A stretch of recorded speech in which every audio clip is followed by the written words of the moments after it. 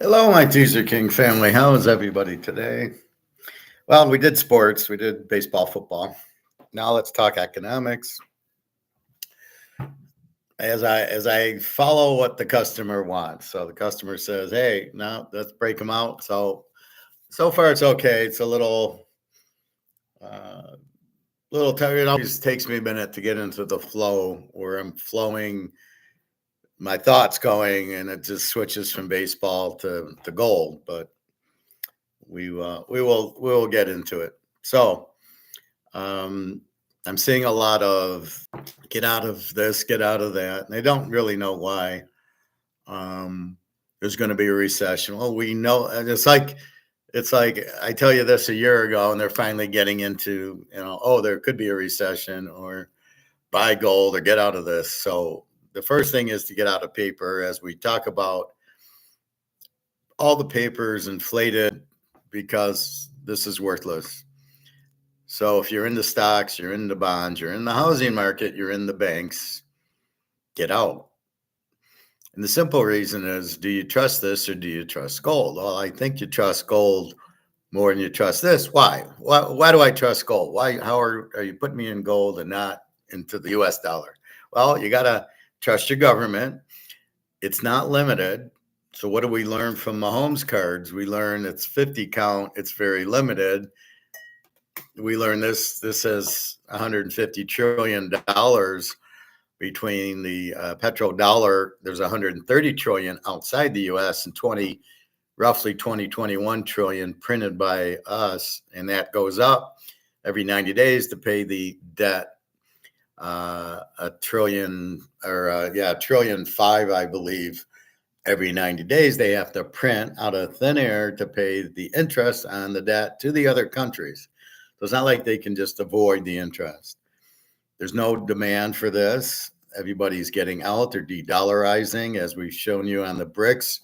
They want 159 countries want to join BRICS. I believe 22 will join in October, all wanting to get on a gold-backed currency and all to get out of the US dollar. And how we are very, with sanctions and everything, to a lot of the Middle East countries, the African countries, the South American countries. So they're all, not that they trust Russia and China anymore, they trust gold. So they want the gold-backed currency. They're all busy buying gold. What does that do? High demand means high price, right? You have something limited, which is gold, very limited, 250,000 tons. Of that, probably 249,000 is already out there. There's probably not a lot left. And it's just, that's where the problem arises. So people think, well, there's 250,000 tons out there. I'll just buy, I'll buy $1 million worth when my 401k craps. Well, that's not, will it be available? Again, you're in the Titanic and it's going fine, and then it hits the iceberg. Now everything's changed. The variables have changed. Now it's not like a nice quiet ride to New York. Now it's sinking, going down. Well, that's what you're going to get. You're in the dollar, and you're in the banks, or you're in the stock market, and you think, well, everything's going to keep going the same. So the guy with the money in the 401k thinks I'll be fine. But the problem is, when the boat starts sinking, he's not going to have the chance to buy gold, maybe a few ounces. He's going to lose a lot of money. So would you rather be in paper or rather be in gold? And if you're in paper, it's just going to collapse, because you can't just keep printing it and think it has, there's no issue to it. Right? That's the key. Is you're going around not kind of realizing there's a problem, and you're not realizing the boat's sinking, and you're not realizing the Fed with the debt and everything, and BRICS is the iceberg. So on the Titanic, we are on the boat. We're in the water. We see the iceberg. We hit the iceberg. We see the boat sinking. We know to get on the lifeboat, but we can see it all. Right? We don't need anybody to tell us. Maybe they're right, maybe they're wrong. We can see that. So with this, We can't see it. You see the dollar, you see the Dow at 40,000. How the hell did it get there? Are you kidding me? So you see the Dow at 40,000, you see the money in the banks. You don't see that the dollar's worthless except at the grocery store when it's $5 for Cheerios. But you don't know that that's what it is. So let's keep it very simple. You're ruining the dollar. What do you mean, Howard? How are you ruining it? You're printing it. There's too much of it, right? If there's a lot of supply, the value drops, like in baseball cards or anything, right? The more there is, the less they're worth. So if you keep printing the dollars, it loses value. Where do you see it? Go try to buy a Camry. Went from 25,000 to 35,000. I paid 24,000 in 2018. I paid it off, and now they're 35,000. They can't sell any. You see this, all the food, steak, $17 a pound of steak. You see Cheerios and Fruit Loops are $5 for a box. You see Oreo, you see cookies, you see my fruits and veggies going up, milk going up. So you see the prices go up. You think it's the prices going up. No, it takes more dollars to buy it. That's the problem. So that's how you can see the iceberg. You wonder, why is all the prices going up? Why is gas going up? Well, gas actually came down this week, I guess, for Labor Day. Well, that's next week, not this week. But you see all the prices going up, and that's the iceberg, but you don't know it because you think inflation is prices, but it's really the dollars being printed are worthless. So that's really what you have. The dollar is worthless. Therefore, things cost more because the dollar doesn't buy as much. And really, that's what it is. The what they'll call purchasing power, or the value of the dollar, is down. It doesn't buy as much. So I'm watching Leave It to Beaver, 1960, whatever. I don't even know if it was in the 60s. And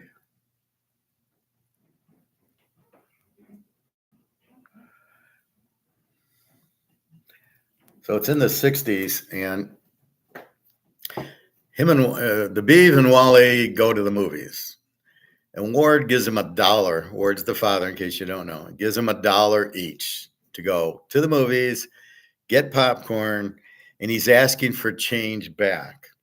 So I don't know what the movies cost, probably a quarter, and the popcorn was probably a dime. So he gives them both $1, and he's wanting change.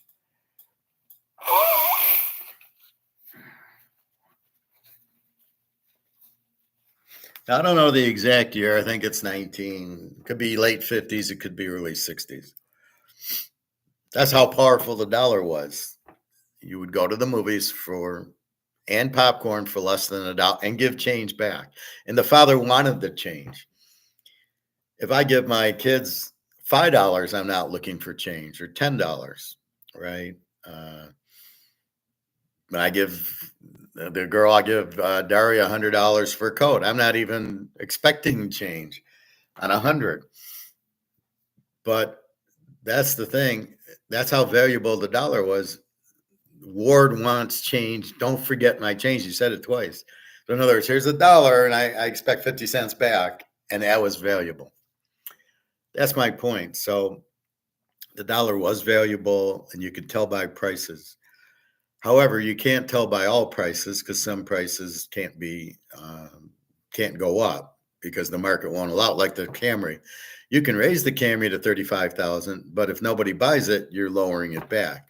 You can raise the ribs from 28 to 45, but if you go to 45 and nobody buys it, you're coming back to 28. So prices aren't necessarily the telltale sign that they try to make them to be. There's no way you can measure inflation with a percentage, because it's a percentage of prices going up. And since you're not including every category in it, you don't know what the inflation rate is. All you know really is, how badly has my dollar been devalued? That's really the question you're asking. How badly is my dollar gone? That's what you're asking, not prices going up. Because the dollar doesn't buy as much is really what the inflation is. My dollar won't buy anything, right? So if we understand that, this is incredibly stupid that there'd be a monopoly by JP Morgan to print the dollars. That's bullshit, right? Why would you have a monopoly on anything? Except for utilities, you shouldn't. So this should be 5 or 6 banks should have the right to print dollars, and you want them to compete with each other. If there's competition, it's the best thing for the people, right? For us, we want competition. You get it at groceries, you get it in clothes.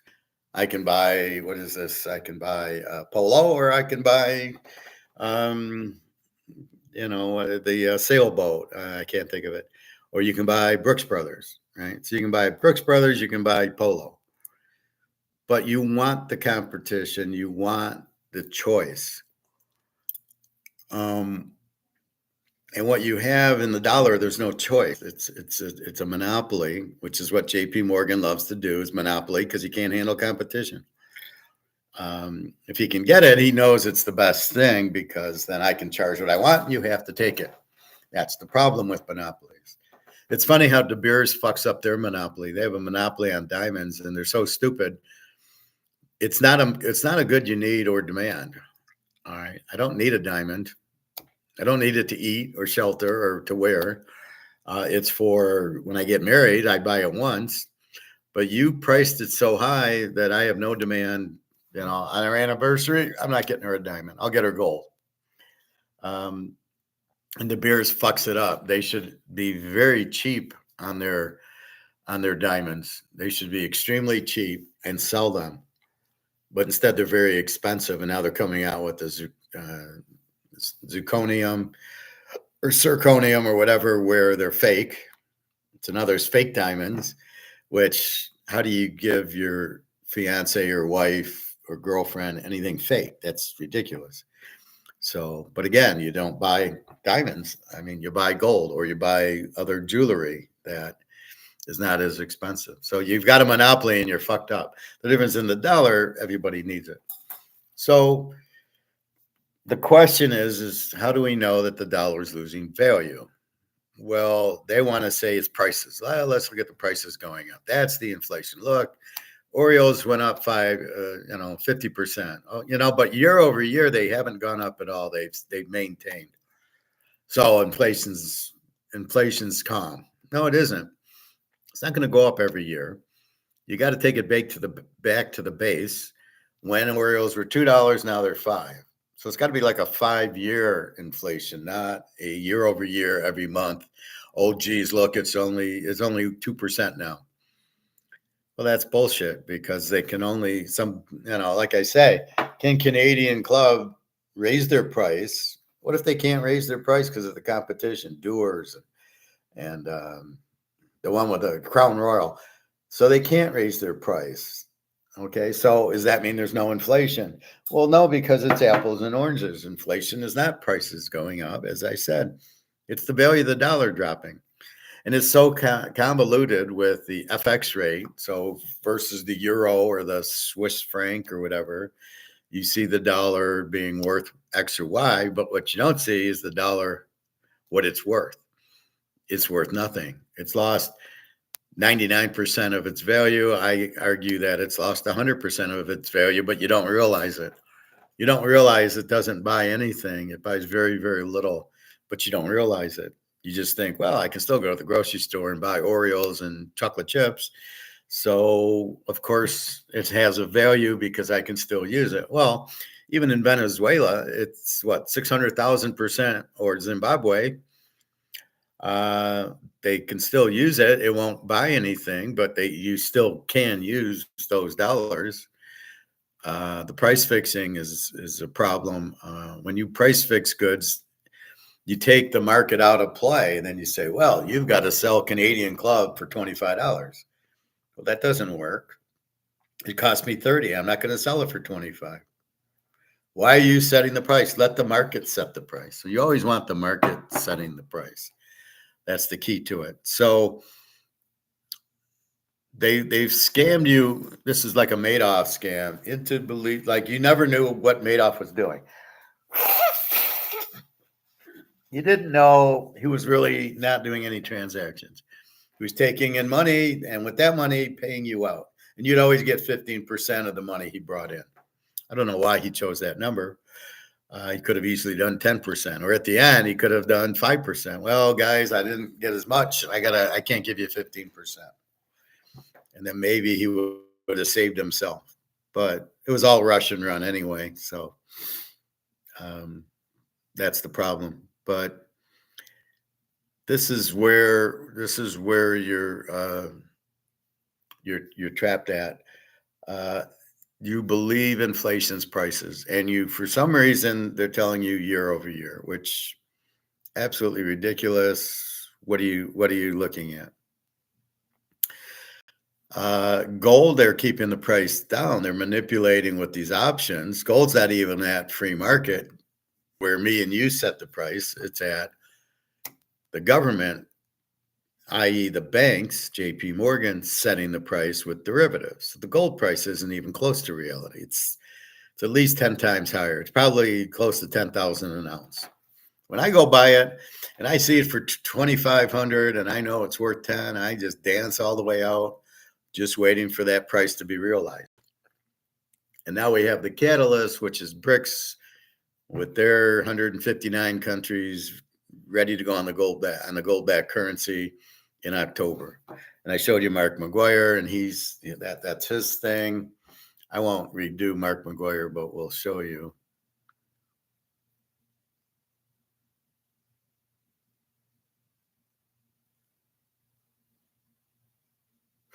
So Mark's 60 days to BRICS gold, October 22nd, BRICS gold-backed currency, and then they'll revalue, which means it'll be a higher price.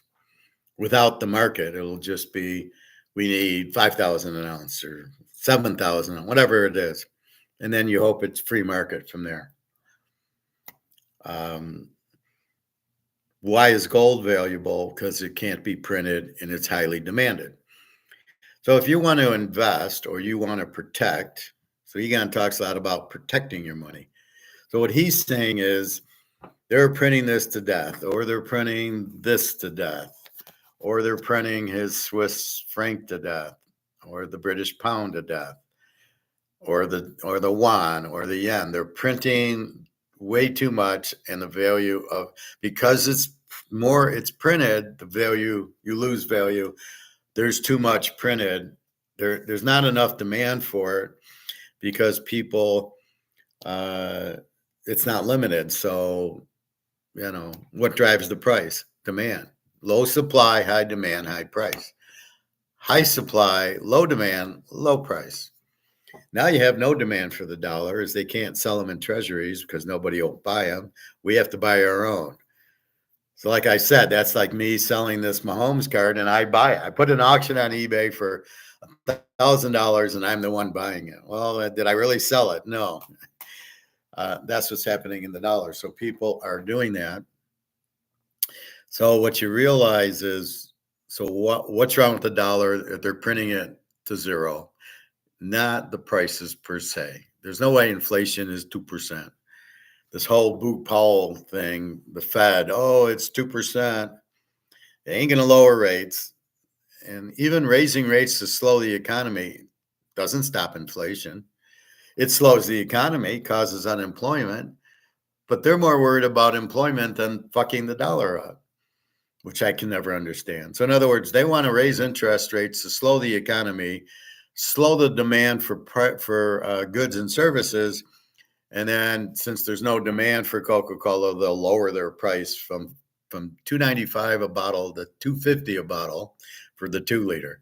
So that's their point. If I raise interest rates, I then make the costs go up on a lot of stuff. So then you can't sell the Coke. So the price on the Coke comes down, which is bullshit because the Coke In the free market has to cover profit. So if all their costs went up and they need to sell it for 295, they're going to keep selling it for 295. It's not like they're doing anything. They're covering their cost and making 10% or whatever. That's what Coke's doing, and Pepsi and all the 7 Up and Fritos, and they're covering their cost because their costs went up with the inflation and the higher interest rates and the things they need, probably healthcare, and then buying the chips and buying the bags and processing it all. They need to sell it for $4 a bag or whatever. So raising interest rates and slowing the economy is not going to make them lower their price. They can't, because they need to charge that much to make profit. So they either can't sell and then they go out of business, or people keep buying it if they need it. But raising interest rates has no effect on inflation. Slows the market, causes mass unemployment, always, if they actually use real numbers. Again, you're trying to trust the government that basically gave you a phony 800,000 jobs. Oh yeah, we gotta redo those figures. Yeah, really, they're down 800,000 from what we told you 2-3 months ago. You can't trust the government, which means you can't trust the dollar. So what you have is they want you to look at the prices of the prices are up. They're trying to get the prices down. And I'm telling you, you look at the value of the dollar. That's inflation. The dollar's lost its value. Why gold? Because gold's very limited. There's high demand, low supply, price goes up. So of the two, I want to be in the asset that's going up, not the asset going down. So you're going to lose all your money in the dollar, and you're going to make a ton in gold and silver. So that's really the key to what you're trying to do. Is you're trying to get off the Titanic, which is the paper, which is the dollar, which is being printed, and get into the gold boat as your lifeboat, because that they can't print, they can't inflate it, and it will only go up in price. It should be much higher, because as we can see, the dollar's being printed to death. Well, why wouldn't gold be up there? Oh, they're price fixing it. Well, is that going to end? And that's where everybody goes, well, yeah, but gold never goes up. Well, that's where brics comes in and says, yeah, it's going up now, because we're coming out with a gold-backed currency and we need a higher price. And there's more demand.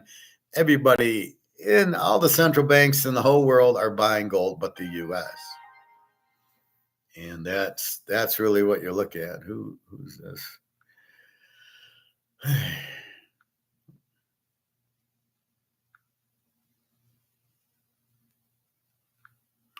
So now these people are texting me for jobs. Anyway. So that's what you're looking at. Why gold and why not the dollar? What's wrong with the dollar? Because they never measure the dollar's value. They'll measure the dollar's value versus the euro's value, and even that's just fairy tale. I don't know how they come up with, the euro's 90 cents on the dollar. And the British pound, which is so weak, is a dollar buys you 79 cents of a British pound. Why the Britain money is always worth more, I can't figure out. It's just made off. It's all manipulated. So you really don't. So you see gold. Well, gold's 2,500. We know that's not the real price, but do you see a price on the dollar? Do you see the price is 2,500? No, you don't. That's the problem. So you're not really seeing the iceberg that's going to sink the ship. On the Titanic, it's obvious. You're on the ship. It's going into the water, and you got to get into the lifeboat. Here, you don't see the ship. You don't see the water. You don't see the iceberg. The only lifeboat you see is gold and silver, but you don't even know those are lifeboats. And that's why I use that analogy. So what is the dollar is the boat, the Titanic. Printing of the dollar is the iceberg, and it's sinking, and its value's losing. That's your little prices at the grocery store. That now Coca-Cola is $2.95 a 2 liter is That is the water coming in the ship. You're seeing the ship sink. That's the sinking of the ship. And now you get into gold and silver. Why? Because it can't sink. It's limited. There's high demand. The price is going to go up. So you naysayers are finally going to see gold go to 10,000 going, oh, yeah, I guess it is worth something. So people just look at the price of gold and just assume it's not worth anything. They'd rather be in Apple and Amazon and Microsoft as opposed to being in gold because they move and I can make money in it. Well, do you realize how you're making money? It's all price fixed. The price of these stocks are uh, are manipulated because the government will print money and put it into the stocks. It's not a free market. Government is price fixing the stocks higher. But what they're missing is it's all the billionaires in China and Japan and India and the UK and France and Germany who have their money in the US dollar and in the US stock market and in the banks. They're going to need their money. Their monies are worthless too. So they're going to go to what they think is good, which is the dollar, where all their money is. So the billionaire from China is coming, give me my stocks. And he's going to sell his stocks to get his money. And he's going to take his US dollars and bring it back to China and then buy gold with it, as will the Italian and the German and the UK and the French and the Japanese. They'll all go and buy. They'll sell their US stocks, home, banking, all their money and switch it to gold is what they'll do. But they don't have a lot of time to do it because there's not that much gold left. As I like to say, it's like Luke's brother. There's only so many tickets to the Ohio State Oregon State game or Ohio State Oregon. There's only so many. So if you wait till the day before, you're either going to pay a lot or there's not going to be tickets. Because I've already paid $5,000 for the ticket to sit at the 50-yard line. Maybe for 15 grand I'll sell it, but otherwise I want to go to the game. And that's what you have. So with that in mind, you're trying to you're getting out of all the dollar instruments, which is the Titanic. You're getting out of the stocks and the bonds and the banks. You don't know if you can get your money out of the bank and if it'll have value. So you got to get it out. And you buy gold because it can't lose value because it's very limited. You can't inflate it. You can't print it.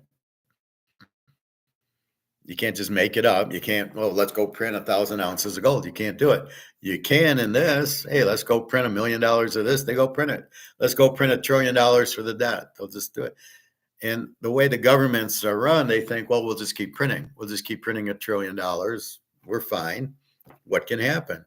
Well, the value of your dollar is gone. Nobody trusts you. Nobody wants it. So when you chase everybody away and nobody wants it, what happens? So what happens to the pretty girl, right? Everybody comes and wants her. And then she gets older and she's not as pretty anymore. Now what happens? Nobody wants her. Well, that's the dollar. Nobody wants the dollar. So the dollar ends up being worthless because if there's no demand, if I have no demand for this, if I can't sell it, it's worthless. I'll drink it because I can't. No, I don't have it for an investment. I have it because I work there. But that will be that's the point of it. It'll be worth nothing. So that's really what you're trying to do is how do I see the boat sinking? How do I see the boat? The boat's the dollars. How do I see the iceberg? And that's the prices, that's the money's printed. The money printing makes it worth less. Oh, we've printed 21 trillion here and 130 trillion for the petrodollar. There's no more petrodollar anymore. Yeah, you can still use US dollar. You can use anything now. You had to use US dollars. Now you can use anything.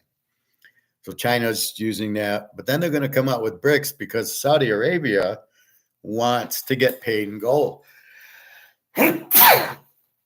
They don't want to get paid in US dollars because they know they're not worth anything. Russia knows the dollars aren't worth anything. China understands that. So they're all going to the gold-backed currency because they know that will hold value. and they don't want the dollar. And China, well, we deal with the US, we want them to buy our goods. Well, these videos I'm showing you, there's no goods being made. They're all going bankrupt. China's a bankrupt country. They have no money. There's nobody working. I keep showing you. I got a few more. So really, that's the real problem. Is nobody wants the dollar, so therefore it has no value. Except for in the U.S., big deal. Try to buy something from another country, it'll be too expensive, and that's really the problem. So the dollar's worthless. What do I do? What's my life? Gold and silver, because they can't lose value because they're limited. Oh, well, they can price fix it. Well, that's what they've been trying to do with comex.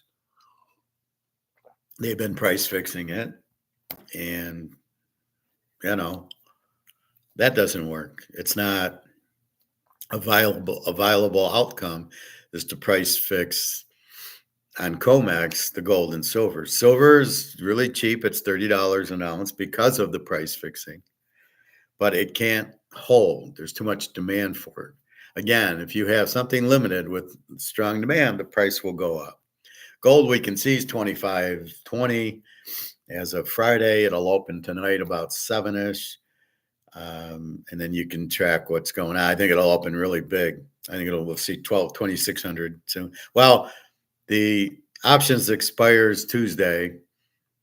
There's a UK holiday tomorrow, so it won't go down in the UK.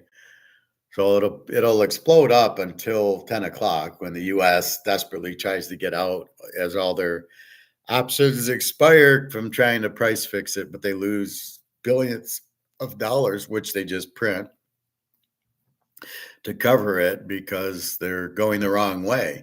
If everybody's buying something, why would you short it? Why would you sell it? So if Microsoft stock's going up and there's all these orders to buy, why would you be selling the stock? Why would you be shorting the stock? Doesn't make any sense. Well, that's what they're doing with gold because they fear if gold goes up, the dollar, nobody will want the dollar goes out. Well, everybody's buying the gold. There's no more gold to buy, very, very little. So I don't know what they're thinking.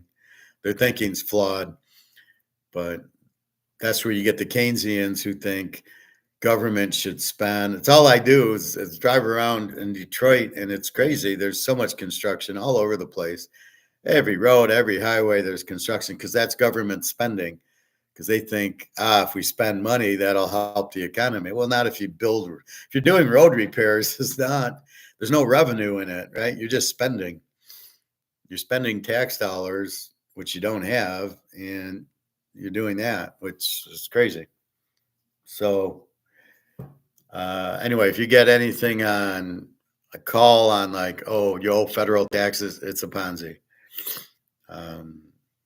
Like I said, I got idiots emailing me. Can I have your free pick? Can I have your free pick? No, there's no free picks. Not now. You want to pick, you buy it. You take a class or you buy it. One guy said to me, well, I don't purchase picks. Well, then what the fuck you want from me? I'm selling picks. What do you want? You've been with me for the last 20 years. I'm very good at it. You can't do it 20 years if you don't know what you're doing. I've done it more, but I'm just saying on YouTube. So be careful of Ponzi schemes and scams. I got an email that says, oh, last chance, you got to pay the bill. And it's one of these scams. You just delete them. Believe me, if you bought something, you'll know you bought it. You buy a glass, then you're expecting the glass to be delivered. Otherwise, don't open any of them. They're all it's all computer viruses and stuff. So that's the way economics works. It's people will say supply and demand. They don't know what they're talking about. What is supply and demand is the question. So what it is Say's law. We are the supply. We have the money, and we are demanding that you make us Canadian Club 12 or you make the Mahomes card. That's what we're demanding. And then the business supplies the goods and service. If I need a CPA, there's CPAs to choose from. I am demanding a CPA, and there's CPA, do my taxes, or do this or do that. Or an attorney. I need an attorney. Supply and demand. There's attorneys I can use, and I got to pick one. Or I want a TV, I want a computer, I want a phone. That's what supply and demand is I'm demanding. My supply is the money. I'm demanding a phone, and somebody's going to make it because I want it. So I know there's demand for the item. So supply creates the demand. The manufacturer creates the phone or the whiskey or whatever, and then the buyer buys it from the seller. But because there's a demand for a blue shirt, whiskey, a phone, somebody makes it. But the problem is when nobody's demanding it, like an electric car, and they just try to force it down your throat. Well, you got to buy an electric car, and Tesla makes it. There's no demand for it. He doesn't know what the market price is. He's trying to sell it for $100,000. Nobody's buying it. Who would waste $100,000 on an electric car? There's too many problems with it, and it's not needed. There's no demand for it. Yeah, people might get it just to say I drive a Tesla, because these are very insecure people, like who say, "Oh, I'm wearing Nike because Tiger Woods wore it," or "I'm playing Nike golf clubs because Tiger Woods played them." Those are just very insecure people. But the normal person, this is what I like. I used Hogan Apexes because I liked them, and I played very well with them. That's what I use. But that's the whole point of it. That's what a market is. So supply and demand is the market who makes money, spends his money, and the manufacturer or service provides it. So he spends his money on that. I'll make the blue shirt for you. Its cost is X if I can sell it for Y. If I can make 20%, I'll make it. If I can't, I won't. So if Coke can't make the pop for under $2.95, they can't sell it because they can't compete. And in the marketplace, you're like, well, what's Pepsi selling it for? What's 7-Up selling it for? It's funny. I go to different grocery stores. In my meat grocery store, every pop's $2.95. The 7-Up, except for the Faygo. But when I get to Meijer's, there's $2.79. There's $1.89 Squirt and stuff. So they do vary their prices. But the meat's very good at the meat place. They do keep some prices low. That's how they stay in business. But the rest of the store is too expensive to shop at. The market, they're going for the lazy market. You're coming in for one item, and then you'll pay more for the tuna fish and the salad dressing because money's not an object to you. My girlfriend says to me, well, why do you shop at Bush's? It's very expensive. I said, well, I only get the meat there, and the meat is not very expensive, and it's better quality than going to Meijer's. But I don't buy salad dressing and tuna fish and apples and oranges there. I go to Meijer's for that. So I will go to 2 different grocery stores, depending on if I want meat or the rest of my food, mostly vegetables. But that's how you shop in the market. So in a marketplace, that's how I'm shopping. So that's what we're looking for. I already did my sports one. Today's more of a sports day, I can see. So let's look at this thing from Egon. We looked at Mark McGuire's.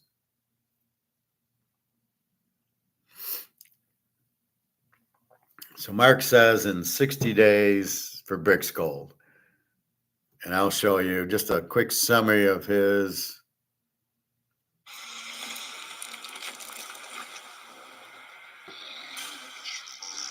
The unbacked petrodollar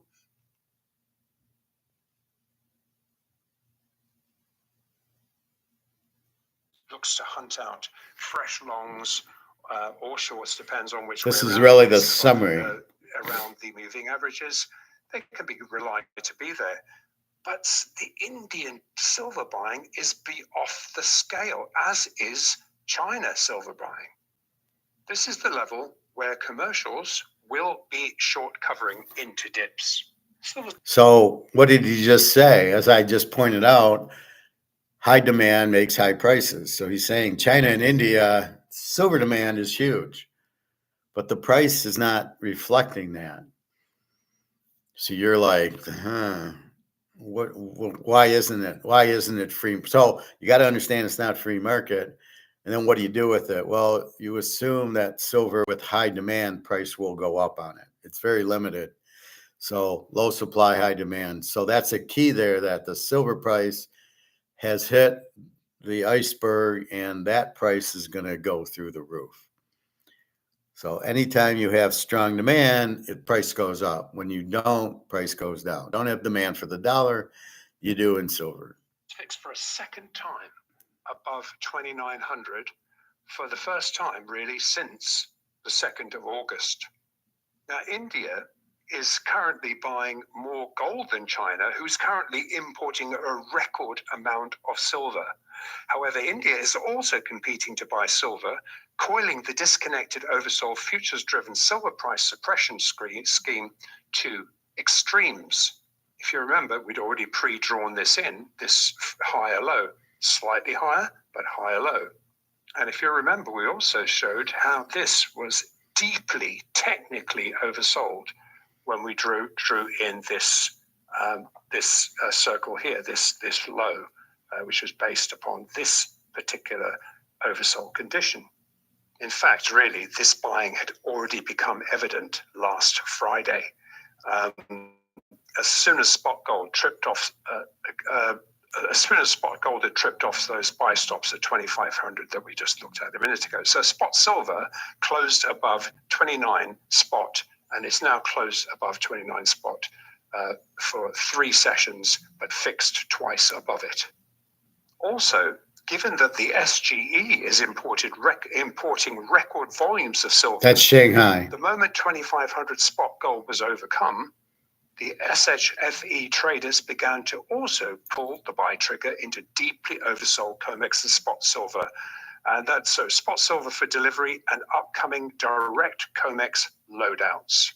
So in summary, Shane, under the short-term chart chatters, we call it, we've been witnessing a Western paper market managed retreat as physical gold prices are increasingly being settled outside the CME LBMA's reach. And in fact, to sum up what we previously outlined, this widening chasm between the Fed and the BIS is now becoming really hard to ignore because, as I say, on the other side of the globe, every other central bank is now long. Now, we looked at the evolution of this pivotal divergence in great detail, as I say, over the last 18 months, actually. But essentially, the BIS recognized, of course, that Glasgow's beta-tested upcoming BRICS gold-backed currency to be launched in October was impossible to ignore and has chosen collaboration. That is the summation of it. And we just have to connect the dots to the point that the US Treasury simply must revalue its rehypothecated gold assets to market. We've evidenced the Fed, the only central bank, as I say, short gold against the dollar. Its divergence has become hard to ignore. Where is the BI? See, that shows you how stupid the U.S. is. You want to trust these people. Everybody else is buying gold but them. Is everybody else wrong? We're the U.S., so our dollar is the best. We printed our dollar to death, but we'll ignore that.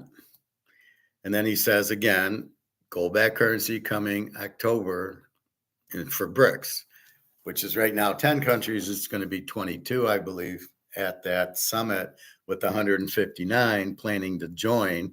I don't know how long that'll take, but they all want to get on the BRICS. They all want the gold-backed currency. So that'll wipe out the dollar. Now, it won't happen overnight, but it'll happen very soon. Who's going to want to hold the dollar?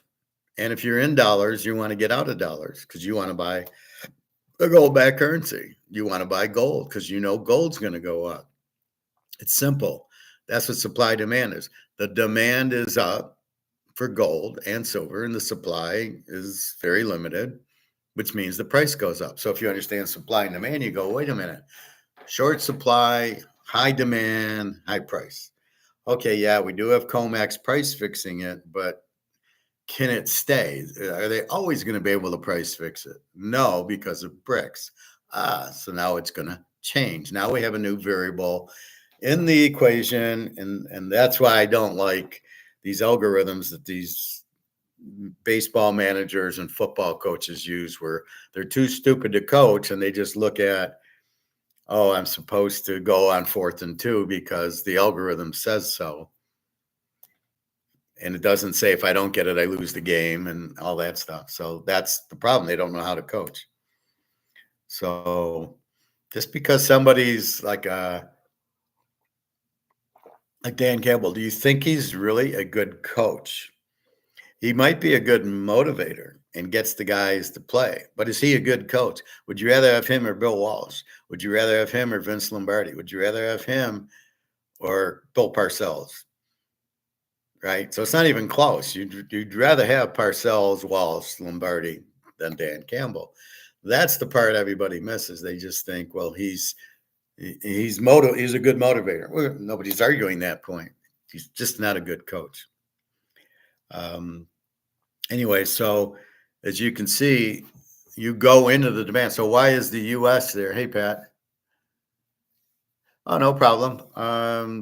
Yeah, I did my sports because baseball and football, but I didn't do class yesterday, so I'm touching base.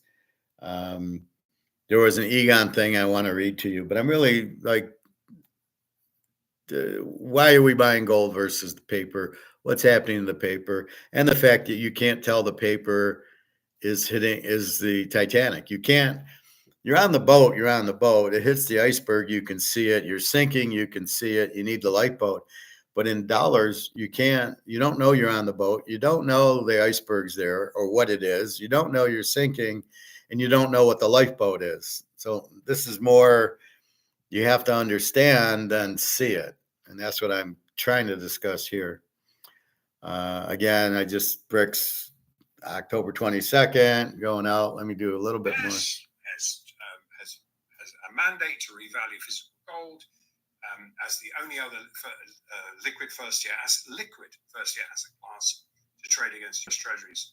So really, October the 22nd is the break point where the US Treasury, alongside every other global central bank, have to join in unison to revalue their respective gold revaluation accounts. Simple process where each central bank sells their current gold at market and rebuys it at market or thereabouts. So following Nixon's...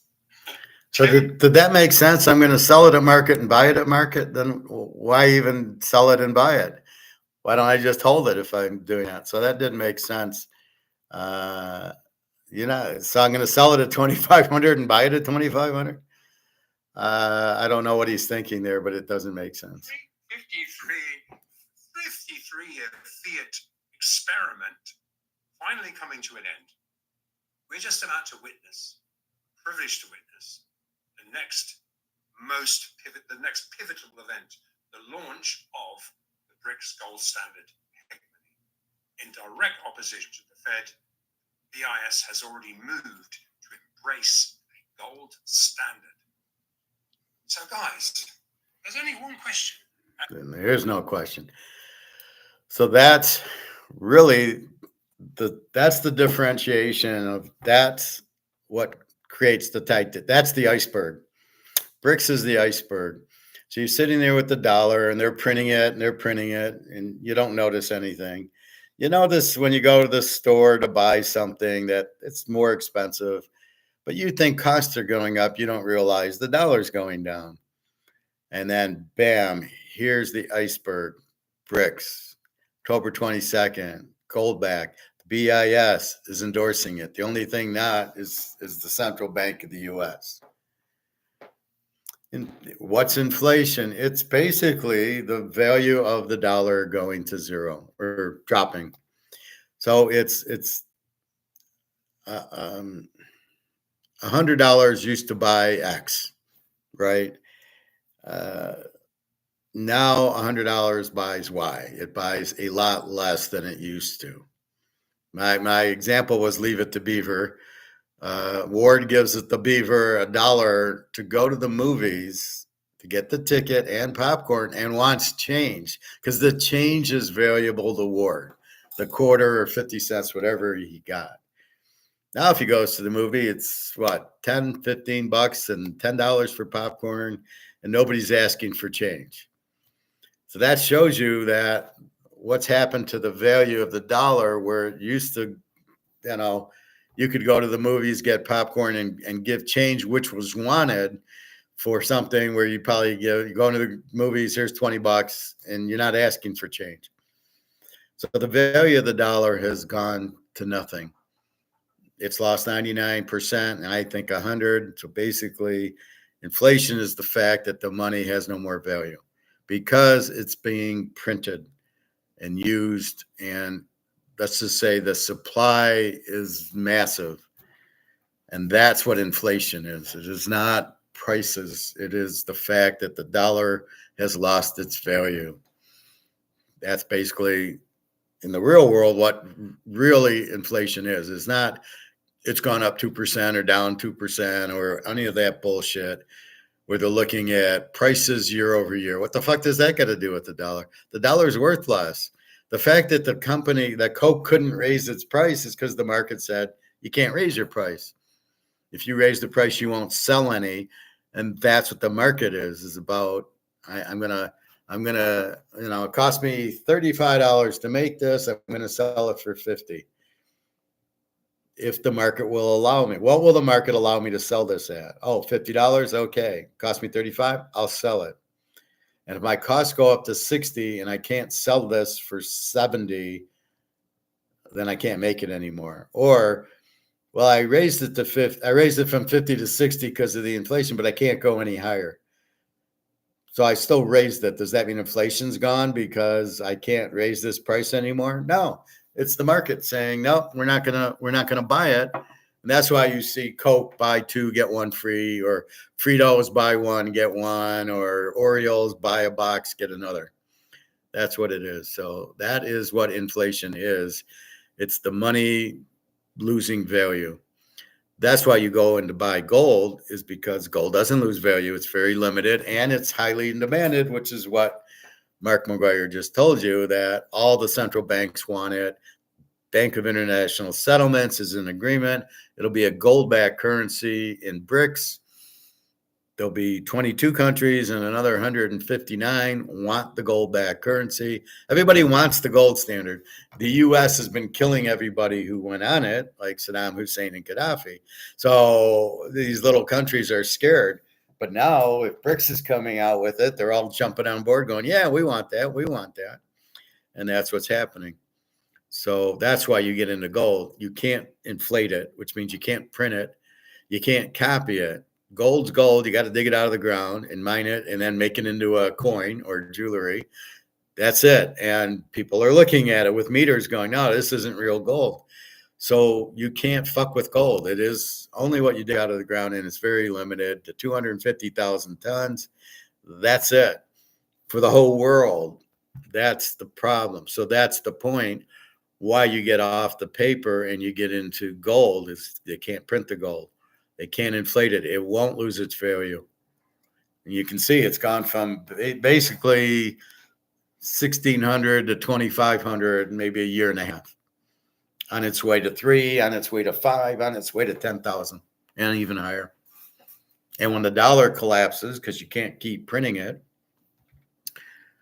gold will be the dollar. It'll be the medium of exchange, which is what's needed for you to go to work and buy things. You need a medium of exchange, which is the dollar.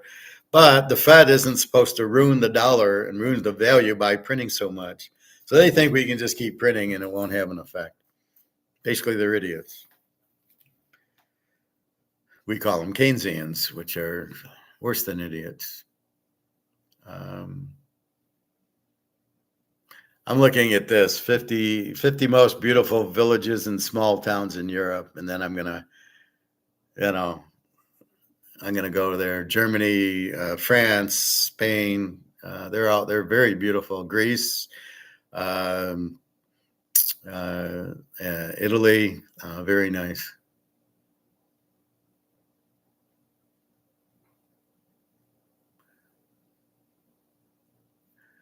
I won't show you the video, but I'll show you the title. China starts huge civil servant layoffs.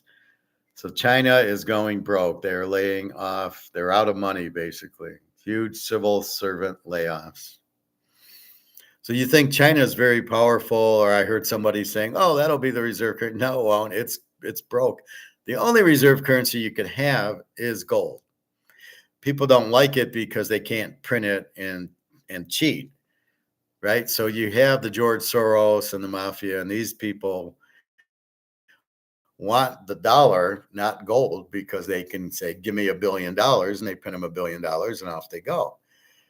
But you can't do that with gold. You can only have as many dollars as you have ounces of gold. Now they should just raise the price of gold and it'll all be worth and it'll all be legal, but they can't think, they can't understand it.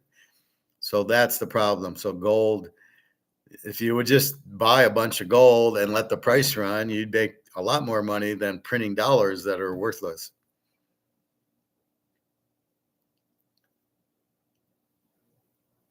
Let's see.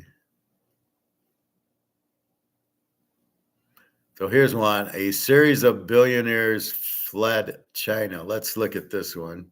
I learned 92% of coffees out there contain mold. Even organic coffee contains mold. So nobody cares what you're trying. As a series of billionaires fled China, the big cities became desolate and gloomy. Chinese female writer and her family jump off plane in Taiwan to seek asylum.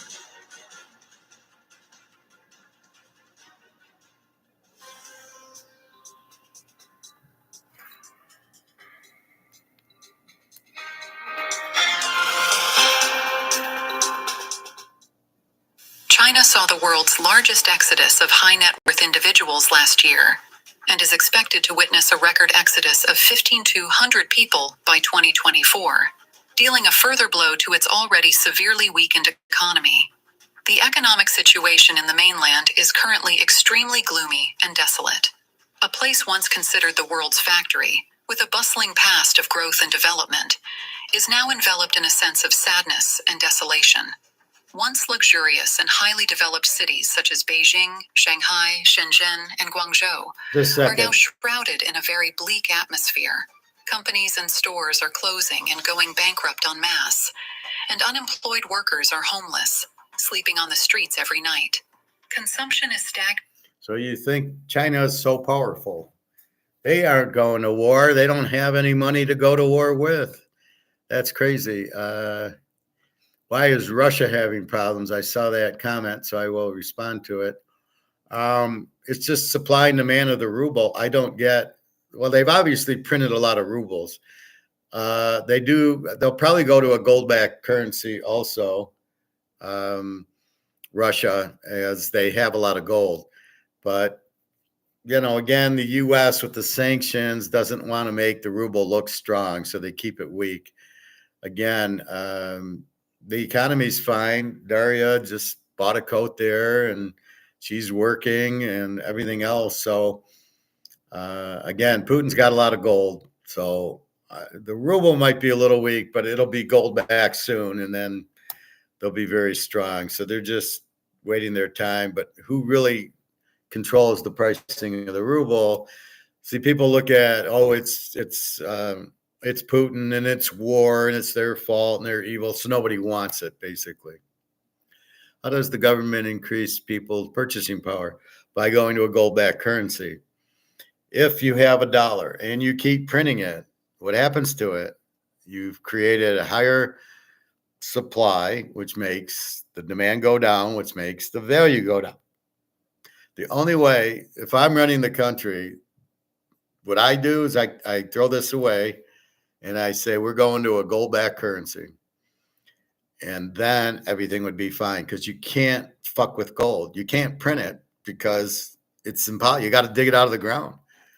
and you can't print it. And then, if you ever go to a jewelry store or coin store to buy gold, they have all these machines and they put it on. And they go, yeah, it's good, or it's not good. So I trust my guy because he has the machine that when I buy gold from him, it's real, but it's very limited and it's worldwide. So if the U.S. were to go out to a gold-backed currency, they'd be fine. They could pay their debt off and be fine. But the people in charge, George Soros, doesn't want that. They want the U.S. to collapse. And that's why we're collapsing, because you've got idiots running it. Why aren't we buying gold now? We're the only country not buying gold. Every other fucking central bank in the world's buying gold because they know the dollar's going out. And we, oh no, the dollar's fine. It's only, there's only 150 trillion of it and nobody wants it. The petrodollar's gone. And but nobody wants to buy our treasuries. But, we're the U.S. These people are out of their fucking minds. But that's why. So the only way to do it is to come out with a gold-backed currency, which is what BRICS is doing.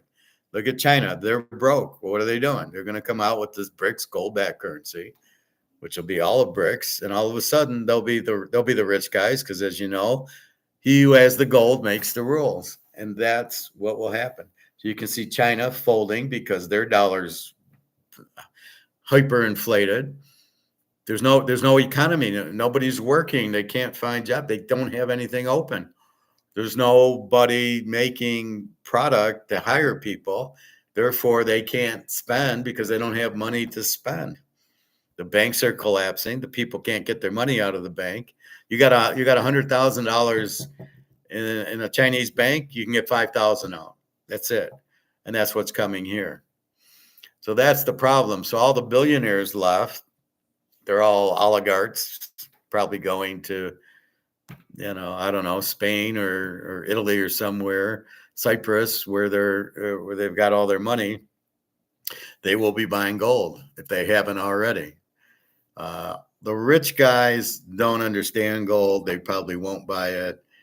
And by the time they figure it out, they won't be able to get it. I mean, it's, again, very limited. There probably is not that much out there.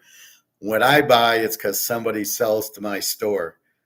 So I go into the store, he's got gold. Because Joe and Phil sold 5 ounces of gold because they thought it was really expensive at $2,400 because they don't know that this isn't even starting yet. This will be a $20,000 an ounce gold.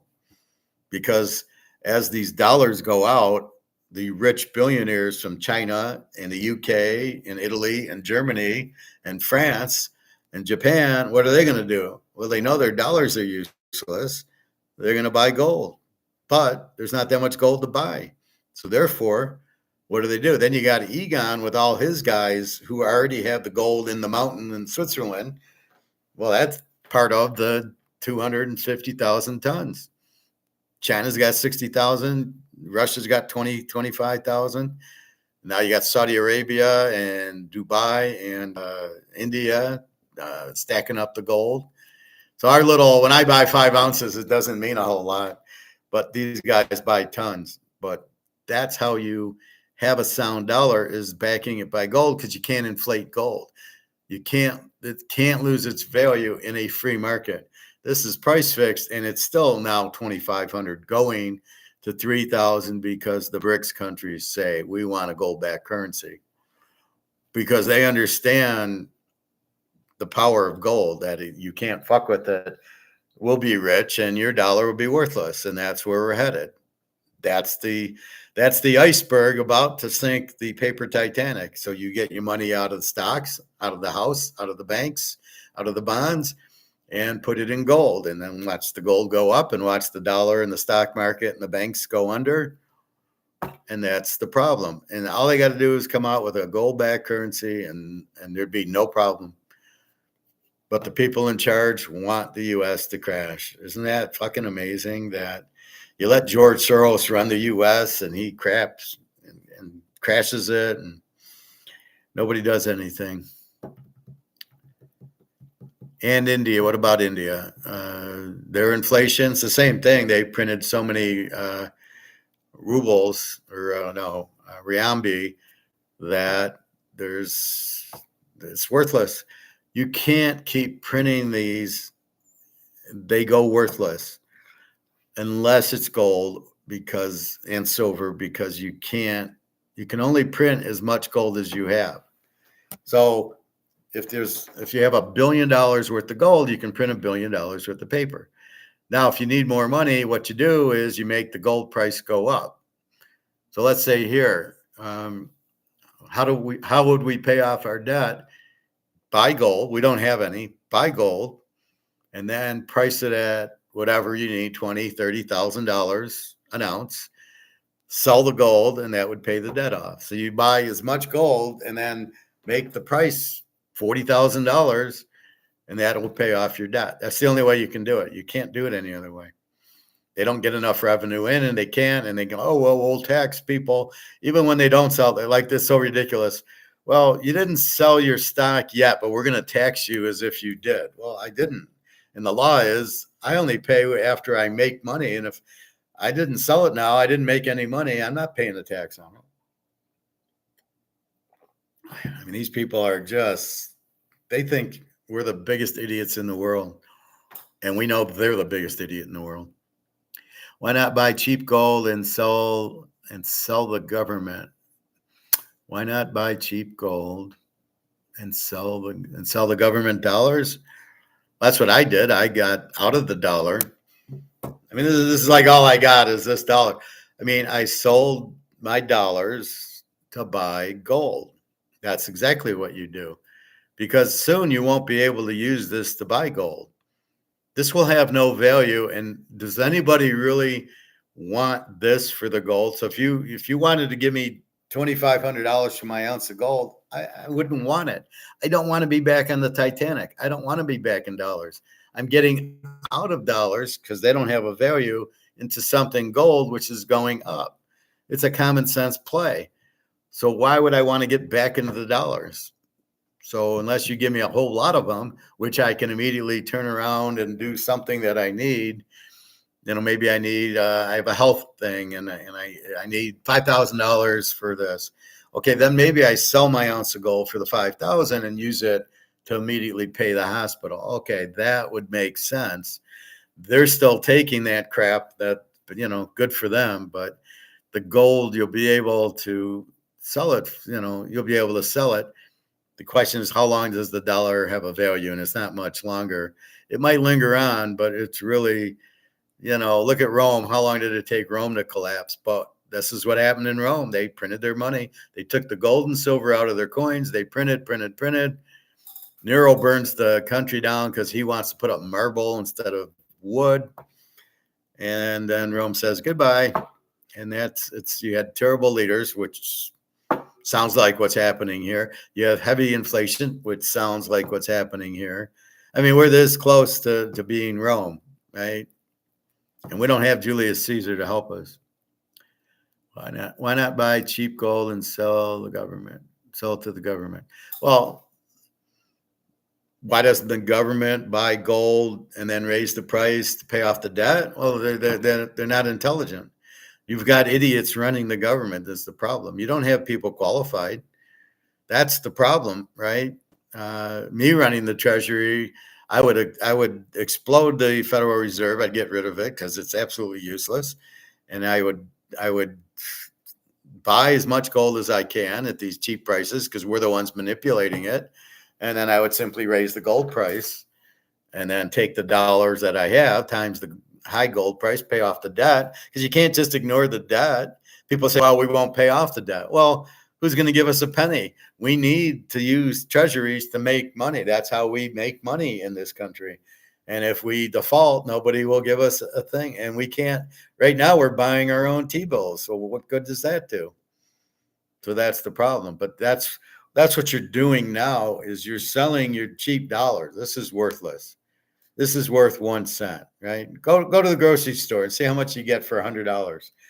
Before, when I was a kid, you'd fill the cart all the way up, right? And that would be $80. Now I buy 2 steaks and a pack of chicken and a few other things. I'm at $80 with less than 10 things. That shows you that's the problem with the dollar. And don't get conned into believing it's prices. Prices are not inflation. It's how bad the value of the dollar has dropped. That's inflation, not anything else. Trump or Biden? What was that, a question? Who do I want, or who's doing it? What's the question? I change topics a lot, or I change my thoughts, so I don't. You got to be more specific when you do the question. If I prefer, I don't know. Biden doesn't know what day it is, or Harris, she doesn't know. She's just a communist. We don't want them. I'm not sure how much I want Trump. He seems a little like he'll get the Ukraine war, but then he wants to do tariffs on China, or that, which is not good. So for the economy, probably Trump, because he'll bring in like Larry Kudlow, who's more of an Austrian economist than the people that they have there now. But they need to abolish the Fed. That's critical, is to destroy the Fed, because it's destroying us. They are printing. JP Morgan has the monopoly on the printing press. You got to get rid of him.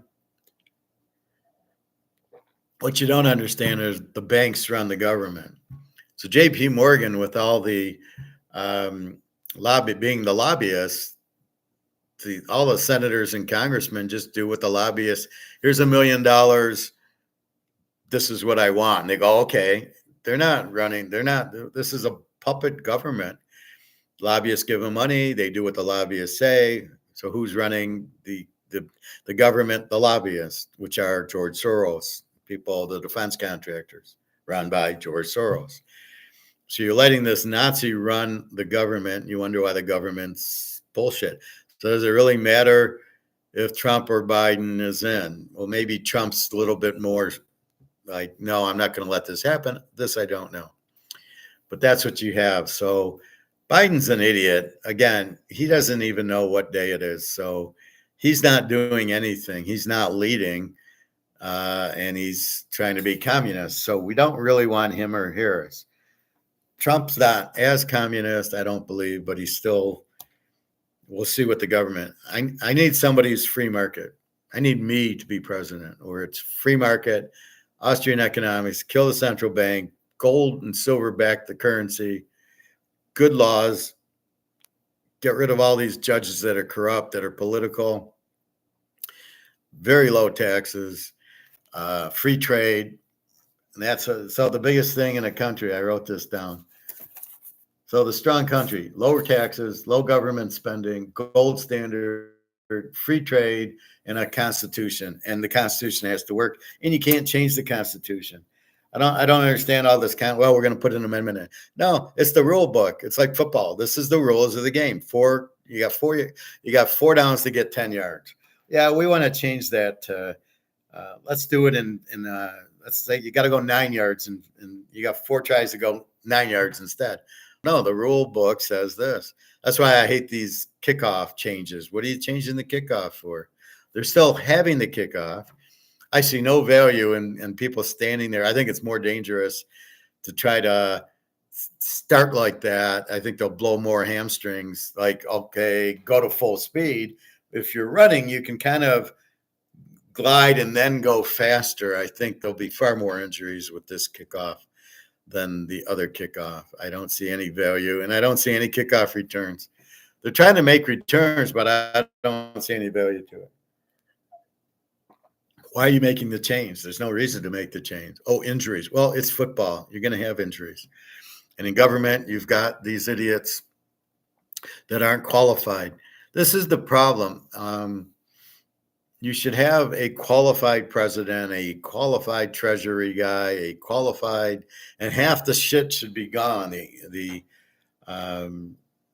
Food and Drug Administration gone, FDA, the housing, the schools should all be gone, should be privatized. You want competition. Competition gives you the best quality at the lowest price, right? You can buy this or you can buy Doers, but they're competing, so they're making it very good and as cheap as possible, because their goal is to sell and make profit on it. And so you must always have competition. And that's the problem. You get the president in, and then their lobbyists come, and then you've lost competition. And whatever the lobbyists want, they get because they're giving the guys all this money. The lobbyists should not be allowed. It's all bullshit. And that's why we're in such terrible shape. I don't know any country that probably doesn't have lobbyists. And this is the problem with government. It just doesn't work. It needs to be limited and there's got to be competition. But it's just, how do you have competitive? Like, the Democrats and Republicans are supposed to be competing, but they're not. You elect one or the other, and then they all do the same thing. They have the lobbyists pay them. So it's extremely, government just doesn't work the way it is now. I don't know that you need a king or a queen, but you need specific guys. It's got to be like football. Here's the rules. This is what you got to stick to. You can't change. There's not supposed to be a central bank because it's corrupt. Well, why do we have one? It's in the Constitution. There isn't going to be one. It says only money is gold and silver back. Why don't we have gold and silver back money? That's what's in the Constitution. Why are we not using the Constitution? What the fuck is going on? That's the biggest problem, right? They wrote the rule book, but they're not following it. Yeah, we'll let Minnesota have 5 tries to get 10 yards. Well, no, the rules are 4 to get. No, we'll give them 5 because their lobbyists paid me so they can have 5 tries for 10 yards, basically. What the best way to learn the economy, make better financial decisions? Listen to me is the best way. You must understand the concepts. You got to understand what money is. You got to understand what inflation is, how the free market works. Adam Smith, Say's Law. That's the whole point of it. If you understood it, you'd be fine. The problem is people hear somebody say something and they think it's right, and it's not. Most of these people, very few people know Austrian economics, especially at my level. I teach it because that's what I do, because I want to educate people, because people don't know. They don't get this education. I got a master's in it. That's why it's a master's class. But they stopped doing Austrian economics because the government didn't want everybody to know what's going on. So listen to me and you'll learn. This is a class. That's the whole point. And I have other ones out there if you want to look at them. What's, Bitcoin versus gold, the dollar versus gold, inflation. What do I got? I got deflation, inflation, interest rates, free market, Keynesian versus Austrian, Bitcoin versus gold, the Titanic, which we talked about, de-dollarization. Nobody wants the dollar. Paper gold. What's paper gold? What's inflation, cause and effect? Medium of exchange. Why do you want gold? On and on and on. History.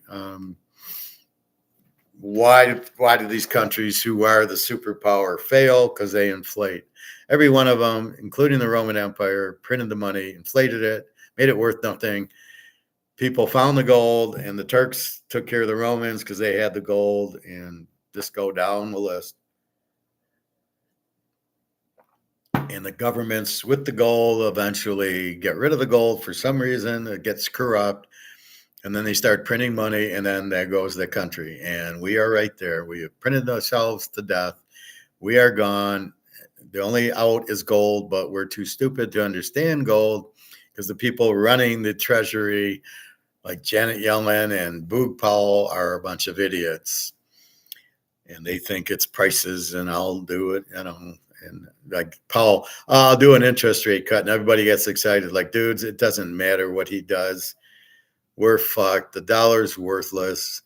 Buy your gold. Forget what he says, a rate hike or not, and get out of stocks because they're going to crash.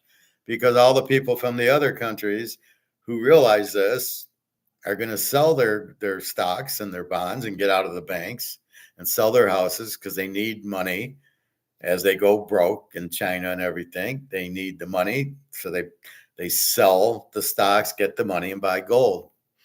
And go live on whatever island they're living on. And that's it. So like Warren Buffett's going to go broke because by the time he doesn't even realize, he doesn't like gold. He doesn't understand gold. He's a moron. Therefore, when the dollar starts going out, his $2 billion are worthless. He's going to want to start buying gold. But guess what? There won't be gold to buy. Not only is it going to be 15,000, 20,000 an ounce, there aren't going to be any. Where are you going to get it from? Because everybody's bought it, right? I'm buying it. I ain't selling it.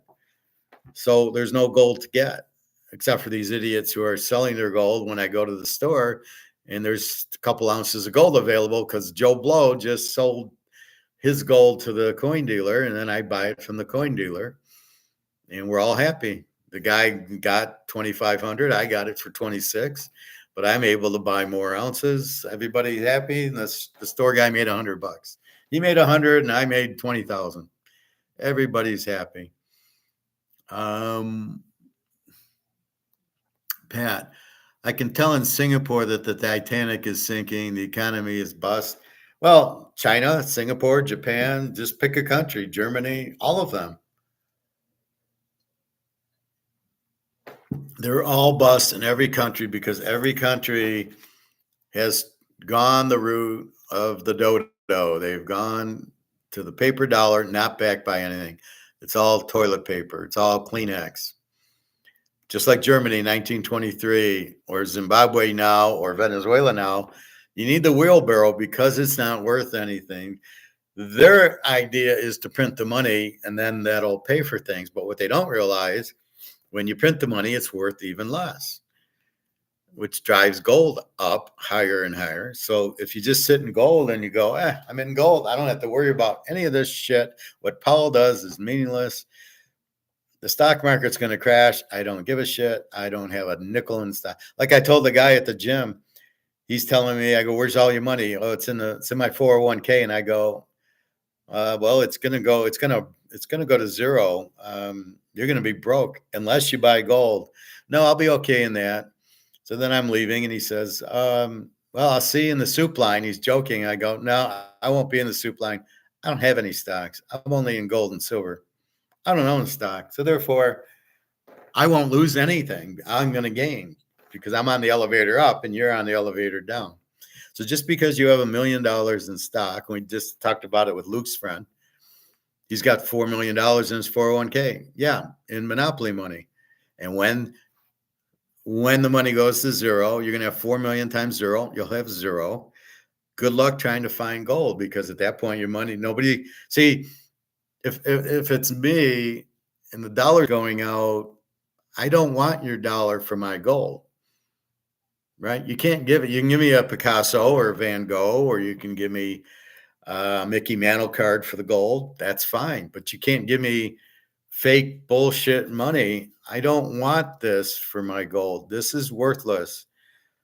There's not enough of this you can give me that gives me that I want to trade my gold. Everything's free trade, right? So you got to get this part of the equation. Everything is about trading. You go to the grocery store with this crap, and steaks are $5 a pound, you'll buy one. Steaks are $20 a pound, you're going, no, it's not a fair trade for me. You want too much for the steak. I'm not going to buy it. It's too expensive. That's what prices tell us. So I'm not going to trade you my dollar for a $20 steak. However, if the steak's $9.99 like it was, I will trade you that. That's okay. In my view, I will trade you this for the steak or the tuna or the pop or the ketchup or whatever food you're selling me must be at a fair price for me to give you this and for you to trade it to me. So if you need to charge $2.95 for a 2-liter of Coke, it's not a fair price for me because I'm used to paying $1.50 for Coke. So I'm not gonna trade you $3 for a 2-liter of Coke. It's too expensive. And that's really what it is. We're all businesses in our own. We're all trading. We get dollars. We trade our service for money at work. And then we take our money and we trade it for a house and a car and food and clothes.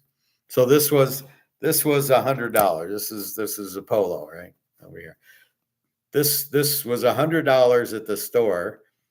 However, because it was on sale, because it was July 4th, and I signed up for texting, it ended up costing me $39. Okay, $100. I'm not going to give you $100 for the shirt. That's ridiculous because I can get shirts cheaper. However, we get down to $39, $40, $45. I will trade you the money for the shirt at that price. So it's all free trade.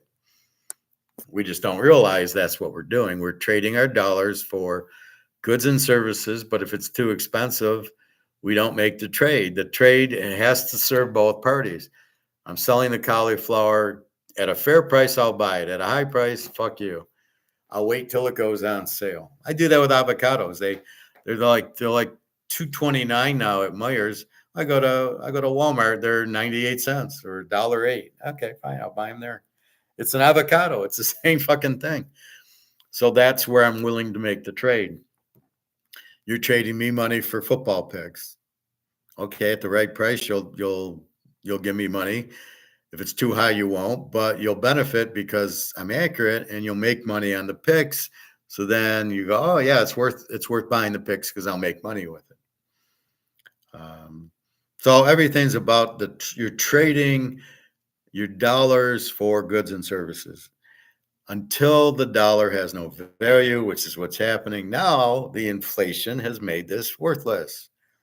That's what the inflation is. It controls the value of this. And once it goes, now you need $100 for a Coke, you're fucked. But if you traded it for gold, the gold goes up in value. Now with the gold up in value, you haven't lost anything. You've just switched it. And that's the key to it. Understanding gold is limited. And is there a demand for it, though? If there's no demand for gold, it won't have a price. But there is a huge demand. Everybody in the world wants it. Every central bank's buying it. And soon everybody in these countries, all these rich guys are going to want it because they're going to realize that their currency is going to zero. So they might be hiding in US dollars now, but how long is that going to last? They're going to start dumping the dollar to buy the gold. And like I said, you can't wait too long because it's going up. It's 2,500. It's going to go to 3,000. It's going to go to 5,000. Okay, you're a billionaire, but wait a minute, your money isn't worth anything. So as we discussed with Luke on Friday, well, his buddy's got $4 million. How long is that going to have a value for? October, November? Then the value becomes worthless, and then the gold price goes up. And so now you want gold, but your dollar has no value, and you can't even find the gold because nobody wants to take dollars for the gold. That's what's going to happen. So finding the gold and then at what price is what's going to happen. You have 4 million now, but your 4 million is turning into 40 cents. And that's what people don't realize. That's the part of the Titanic they don't get, is that the dollar really has no value, but they don't know that. Oh, I got $1 million. Yeah, that's worth about $25. They're not worth anything. But they don't know. Because they're not used to it, right? They don't understand the game. Now you understand the game. That's the point. You can't print something to death and have it keep its value. That's why you buy gold and silver. It holds its value because it's limited and high demand. And with what's about to happen, it's going to go to the moon because all these other countries are also fucked by George Soros. Germany, the euro, Britain, Sweden, China's already gone. Japan's already gone. Zimbabwe, Venezuela, Argentina, Sri Lanka, Greece, Pakistan, they're all gone. So all the billionaires are in US dollars. And once they realize the US dollar is gone, they jump ship to gold. They're not stupid. Either that or their $1 billion is going to, 5 cents. So what would you do if you're a billionaire and you could buy gold or hold my money until it's worthless? What would you do? Now, I don't know why you're a billionaire, if you're smart or not, or just the way you got it, but I would at least take something and buy gold with it. What do I got to lose? At worst case, I just turn the gold back into the money. I mean, that's all you need to do. So you buy the gold and nothing happens. All right, I'll go sell the gold and get my money back. And you would. So it's a no-brainer. It's not like you're buying the gold and then there's no demand for it. So you buy a Picasso and then nobody wants it. Oh shit, I just lost $1 million. No. There's always demand. You can sell the Picasso any day and make your money. So Singapore is gone. So they're going to be buying. So with all the gold, you're right there. That's where the gold's going to go. So with that said, I want to read you something from Egon.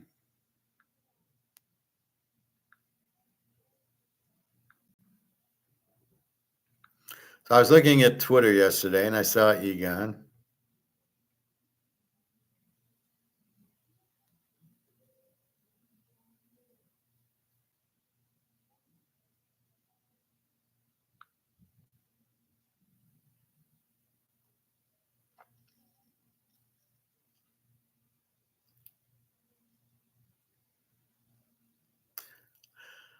Let's see.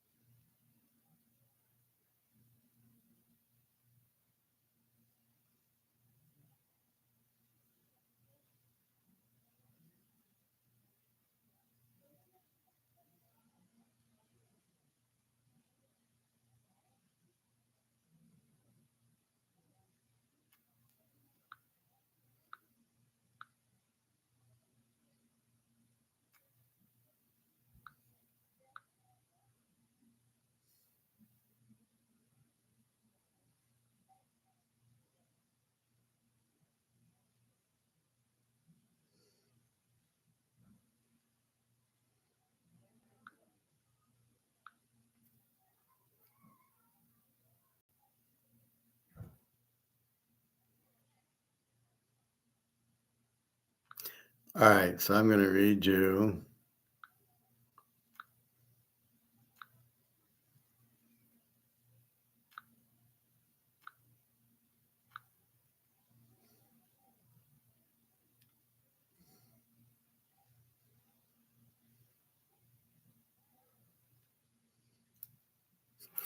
So this was on Egon's Twitter. I'm going to read it to you. Stocks have peaked. Gold and silver have resumed a secular uptrend.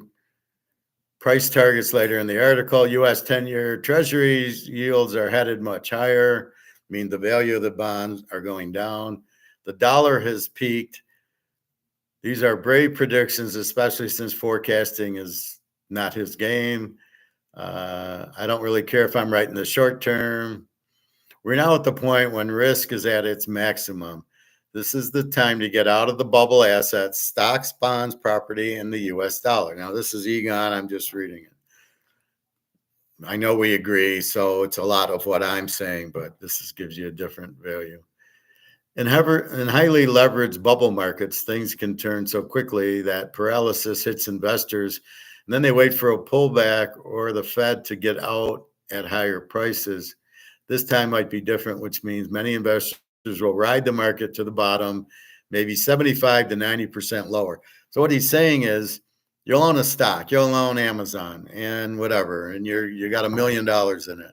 It starts going down. Or let's look at Luke's friend who has $4 million and starts going down. Now it's worth 3. At what point does this guy sell? And what he's saying is you'll be paralyzed. You're just going to keep watching it drop, thinking it's going to come back, but it's not. And so this is where this is the danger people have. They'll be in the market, it'll drop, and instead of getting out and having the foresight to say, if my stock price drops 10%, I sell, they'll see it drop and they'll wait for it to come back. Why did they think it's going to come back? Because they're idiots. If you don't understand why you bought something and you don't understand the targets and you don't understand why it goes up and down, you shouldn't buy it. That's like you're at the crap table and you hit your number 6, and then you hit an 8, you hit a 9, you hit a 6, and you hit an 8, and you hit a 9. Do you not think the 7's coming? And then you 7 out, and then what are you waiting for? Well, I'll hit 6 and 8 again, and 7, 7, 2, 3, craps, 11, 12, 7, 7, and then you keep waiting. Well, the dice will turn around. No, they won't. The streak is on. You got to get the fuck out or start playing the don't. And I played the don't before. I walk up to the table, 2, 3, 7 out, 7 out. I'm playing the don't. The numbers aren't hitting. But at what point do you really, I mean, you got to realize that. So people will be sitting there watching their stock drop and not having any clue of why is it dropping, and, oh, it'll come back up. Why? What is your rationale that the stock will come back up? I don't have any.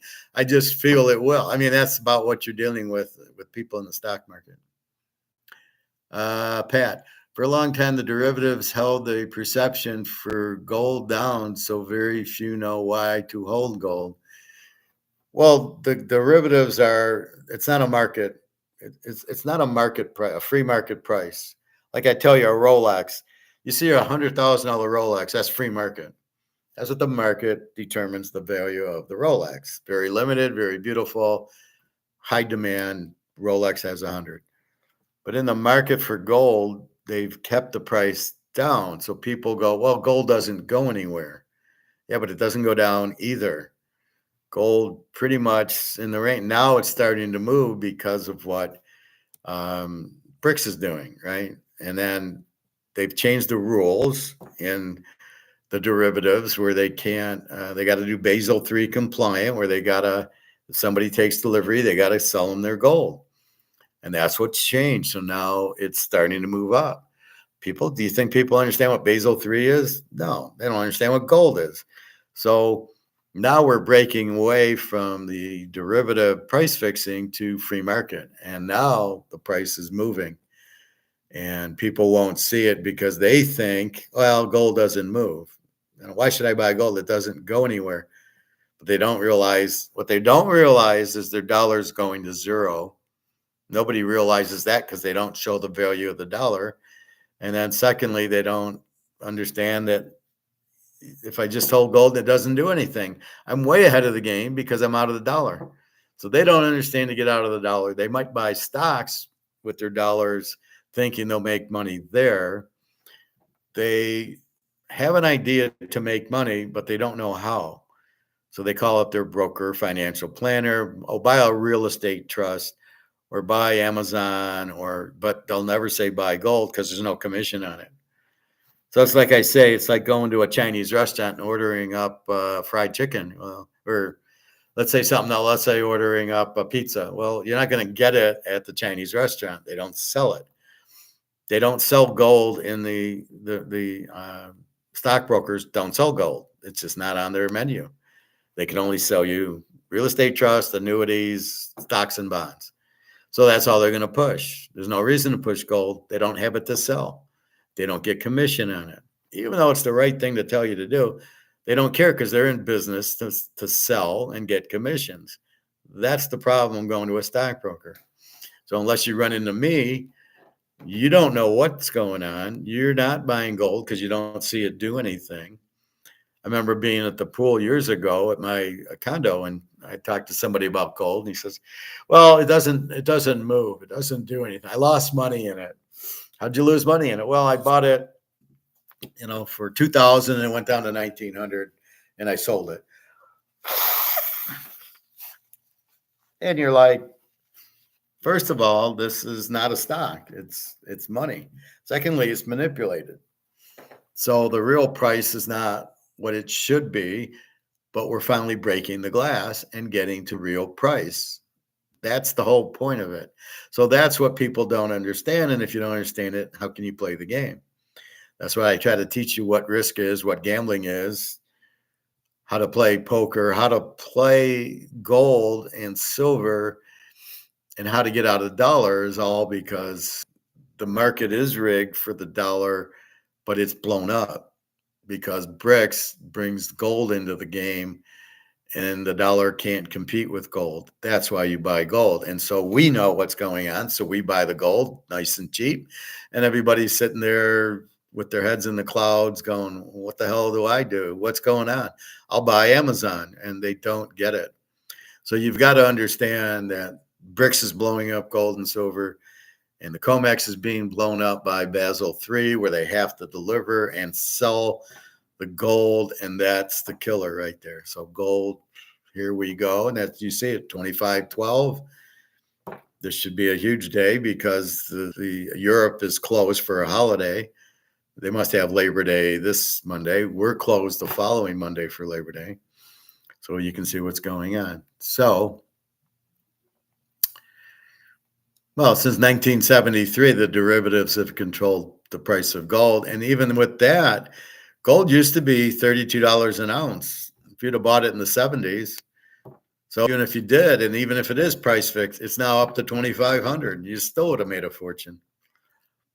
All right, physical gold and silver, critical wealth preservation. More importantly, now is the time to think about wealth preservation in the form of physical metals. We invested heavily in physical gold 2002. Egon doing a commercial for himself. More importantly, only 0.5% of global financial assets are in gold. The major shifts that will take place in markets in the coming months could increase this to 1.5 to 5%. It'll be a lot more once the boat sinks. But there is not enough gold in the world to satisfy the increased demand at current prices. Between Chinese demand and central bank brics gold purchases, just under 3,000 tons are absorbed. Gold production of 3,000 tons in 23 was the lowest since 2014. Central banks have doubled their gold purchases in the last 12 years. Central banks also have indicated that they intend to increase gold purchases in the next few years. The graph below, okay, whatever. The increase from 12% in 2020 to 71% today of central banks viewing gold as a strategic asset is very significant. So it's basically saying the demand for gold is huge.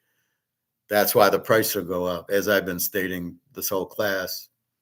It clearly indicates their intended exit from US dollars as a reserve asset to gold. So everybody's getting out of the dollars because they all realize they're worthless because these idiots are printing the dollar, creating the value to go to zero, and they don't want to be stuck with a value of zero. So they are buying gold, which goes up in value, not down. For central bank reserves, the expected switch out of the weak dollar is likely to accelerate. Also, no central bank wants to hold its reserve in a currency that can be confiscated by the U.S. government, as what happened to Russia with the sanctions. Add to that a major increase in Chinese demand, as well as institutional gold purchases, including family offices. So where will the gold come from? Not from an increase in production, as only marginal increases can be achieved. So the expected increase in demand can only be fulfilled by higher gold prices. We know gold's going up because of demand. So again, if you understand economics, that's what it is. There just isn't enough gold available to satisfy demand at current prices, so the price has to go up. A race to the catastrophic finale. The Western economy and currency system is now racing to the bottom towards a catastrophic finale. This might sound sensational, but rather than being sensational, it's a historical certainty. What is clear today is that there will be no voluntary abandonment of further credit expansion. Instead, we will see a grand finale of money and debt creation. This will neither drown the sorrows of the people nor solve the debt disaster.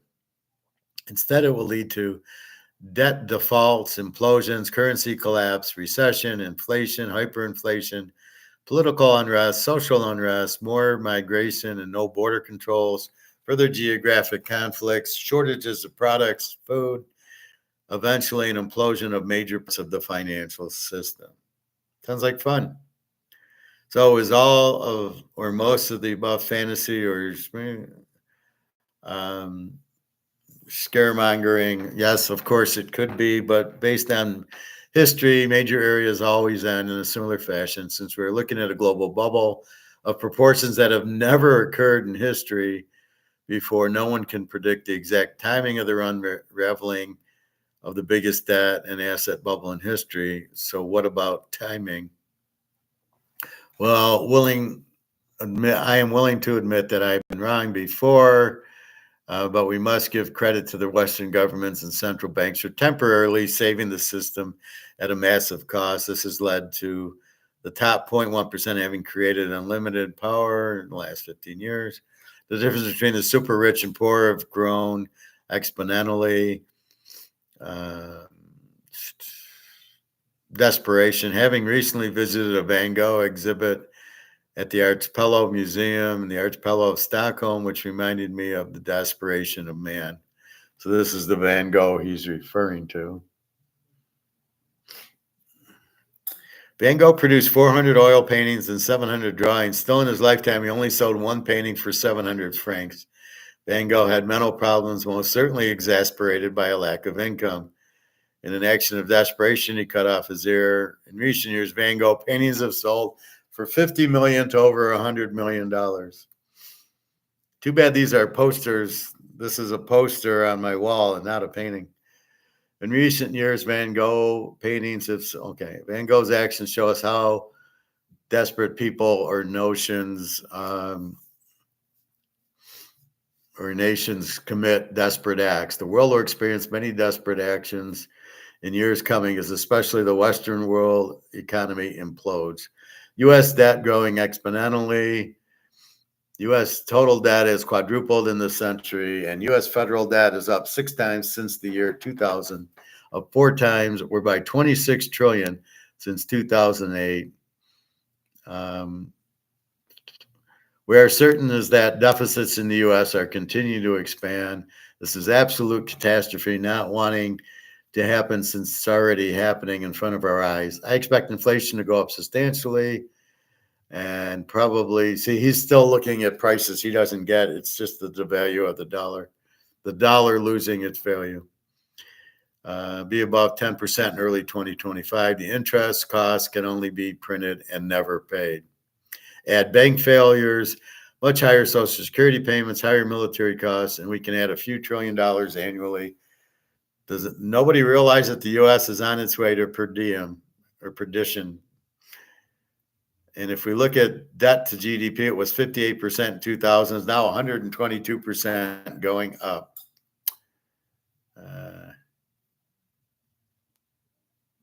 All the printed dollars, all the credit expansion, all the weapons and warmongering by the U.S. will not stop the U.S. and the Western world going bankrupt. And that's the bottom line. So that's what we get to look forward to. Isn't that fun? Unless you have gold, then you just kind of go, well, let's go where we can use our gold to the best. Get the fuck out of here.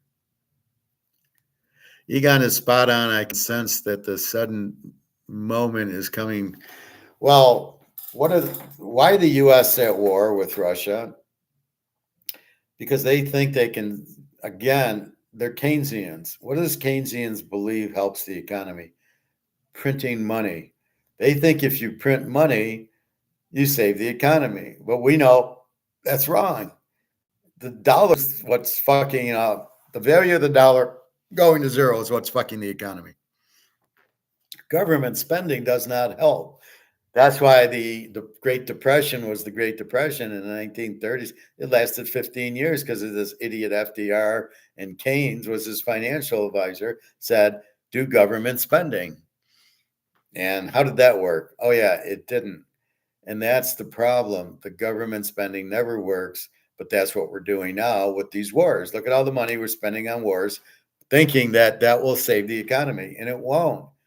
That's apples and oranges. Well, if I eat an apple, then I'll eat it. Then I don't need to eat an orange. Well, an apple and an orange are two different things. Government spending is not the answer. That's not going to save shit. You know, I drive through here and there's all this road construction. And I finally figured it out. It's government spending. The government thinks if they build roads and spend money and doing the whole construction, that'll save the economy. It's like, where do you get this shit? This is why I ask if you're a Keynesian or an Austrian. If you're a Keynesian, I don't even want to talk to you because you're so stupid. You think that doing a road or going to a war will save the economy, and it won't. Stop printing the money. But they think they can print the money and it won't have any effect. That's the real problem. So that's where we're at. You've got idiots in charge. Anyway, 3 o'clock. I have to get to the pool. They close at 4:30, so I want to go and at least do my swim. And I enjoy that. So it's relaxing. Anyway, so that's class. So again, inflation is the value of the dollar being worthless, which it's a hard concept to understand. How could a $10 bill not be worth $10? That's the problem. So you don't understand how a 10's not worth a 10. It's not that the 10's not worth the 10. It's the 10 won't buy you what the 10 used to buy you. So 1970, $10 would buy you a lot. Now it doesn't buy you anything. That's the problem. That's the fact you got to wrap your hands around is it's not that the 10's different. It doesn't buy as much as it used to. It's lost its value. The $10 bill is now worth a quarter. It'll buy you what a quarter used to buy you 5 years ago. That's the problem. And that's what you must understand. So with that said, that's the concept you need to understand. That triggers you to buy gold. That triggers you to get out of stocks, bonds, get out of the bank. Keep your house because you need it if you're in it. But you want to get out of the stocks. They're definitely going to crash. So you see the 40 grand going, Howard, it keeps going up. Why would I sell? Because it's fake. The manipulation on gold, keeping the price down, is the same manipulation on the stock market, keeping the stocks up. They want to present, look at how good we did. Look at Joe Biden. Look at the economy with Joe Biden. The stocks are 40 grand. The economy sucks. The inflation's huge, right? The value of the dollar's dropped to nothing. The stock market is not the measure, just like they're trying to measure inflation in prices and year over year prices. Well, they don't go up every year because the economy won't allow it. The market says, no, I'm not going to pay more. So if I'm Coca-Cola, I can't just raise my price on my 2-liter. I got to keep it there because I got to sell it. That's the point of business. I put my 2-liter on the shelf and I need to sell it. And if it's priced too high, I can't sell it. I can't, because I got to sell it to cover my costs. I got to get revenue in. And that's the problem with it. Anyway, have a wonderful day. I gave baseball in the other one. We covered football, college, and pro. Yesterday I had Georgia Tech in 16.5, and I got them with the game next week. And that's what we looked at the SMU Nevada game. Nevada, they kind of played Navy football where the quarterback kind of ran time off the clock, did a little bit to score. At the end of the day, SMU turned it on. They couldn't stop the passing attack. And SMU finally stopped the run of whoever Nevada. I don't think Nevada's that good. I think they'll figure that out because they didn't have anybody else running. It was just the quarterback doing running or throwing, threw for 138 yards. This is the first week, and it was at Nevada. But look for next week. Oh, there's a lot of big games. So again, www.teaserking.com, and you can buy the picks. I got, I think, 5 or 6 teasers posted. The college for next week's already posted. Pros will post probably next weekend. We'll start posting those for the following week. And then it'll get good. Then we'll have college and pro.